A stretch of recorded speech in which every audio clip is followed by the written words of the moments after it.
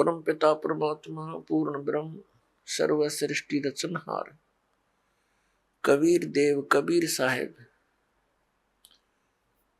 जी की असीम कृपा से आप पुण्यात्मा ये सत्संग सुन रहे हैं। ये आध्यात्मिक संपूर्ण ज्ञान सुन रहे हैं।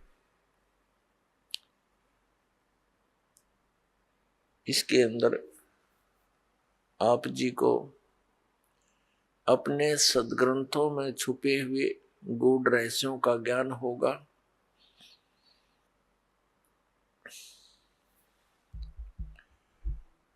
और सत्संग में आने से प्राणी को पता चलता है कि मनुष्य जीवन का क्या उद्देश्य है। सत्संग के अंदर बहुत ही पुण्यकर्मी प्राणी ही आया करते हैं। सत्संग में पता चलता है कि मानुष जन्म पाके जो नहीं रटे हरि नाम, और जैसे कुआं जल बिना बनवाया क्या काम। परमात्मा हमें याद दिलाते हैं, मनुष्य जीवन प्राप्त करके यदि प्राणी परमात्मा की भक्ति नहीं करता, उसका जीवन ऐसे व्यर्थ है जैसे जिस कूप में, जिस कुएं में जल ना हो, बाकी उसकी सारी स्ट्रक्चर खड़ा हो, पक्का कुआं कर रखा हो, बढ़िया उसके ऊपर बाल्टी रखी हो, लेकिन जल नहीं है तो यूजलेस है। ठीक इसी प्रकार मनुष्य जीवन प्राप्त प्राणी यदि परमात्मा की भक्ति नहीं करते हैं तो उनका जीवन उस कूप रहित, उस जल रहित कूप के तुल्य है। अब उस कुएं का नाम कुआं अवश्य है, लेकिन गुण कुएं के नहीं है।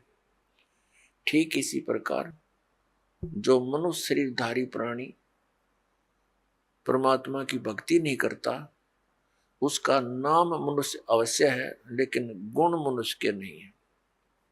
अपने आत्माओं हम देखते हैं कि परमात्मा के चाहने वाली पुण्यात्माओं की कमी नहीं। जहां भी जिस संत के पास देखते हैं लाखों की संख्या में ये पुण्यात्मा कल्याण कराने के लिए, कल्याणार्थ वहां पहुंच जाते हैं।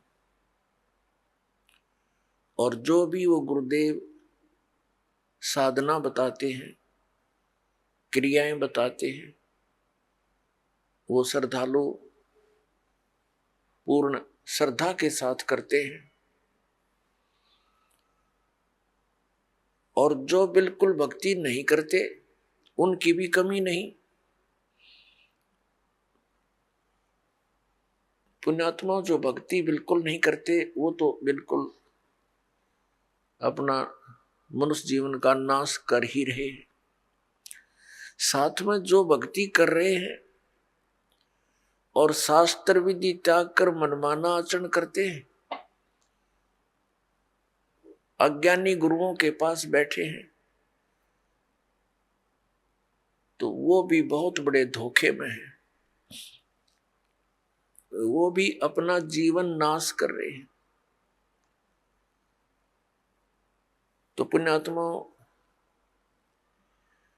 परमात्मा के पाने के लिए प्रयत्नशील प्राणी इस बात से परिचित होता है कि परमात्मा गुरु के बिना नहीं मिल सकता, इसलिए गुरुओं की आवश्यकता पड़ी।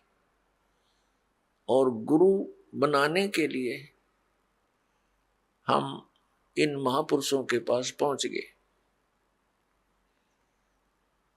अपने आत्माओं विशेषकर भारतवर्ष में बहुसंख्या के अंदर साधक साधना कर रहे हैं।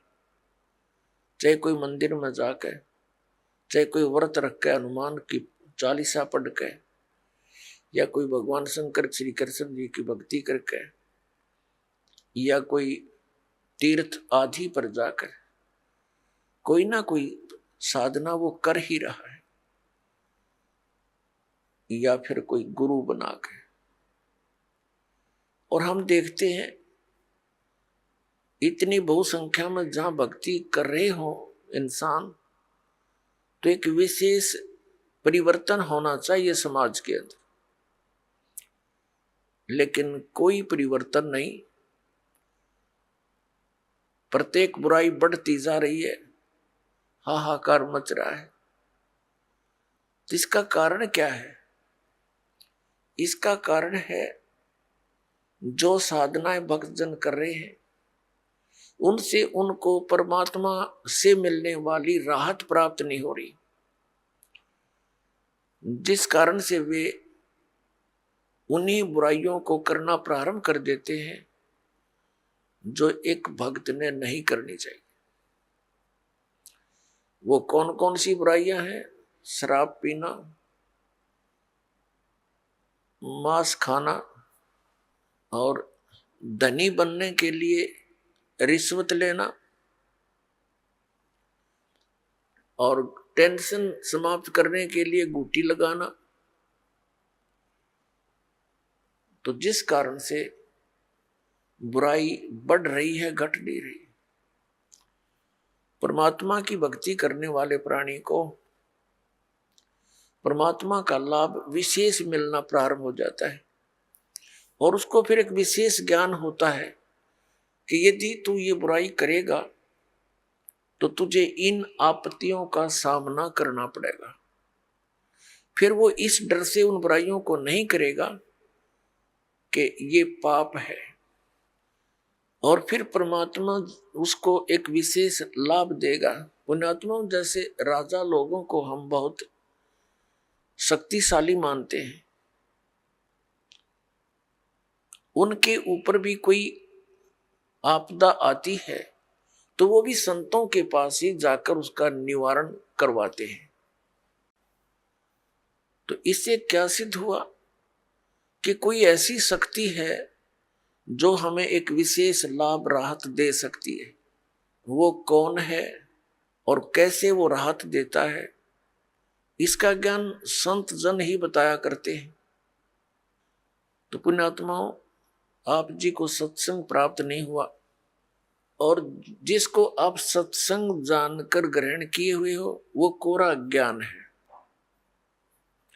क्योंकि जो हमारे सदग्रंथों में प्रमाण नहीं है तो वो शास्त्र विरुद्ध ज्ञान है, शास्त्र विरुद्ध साधना है, उसका कोई लाभ नहीं।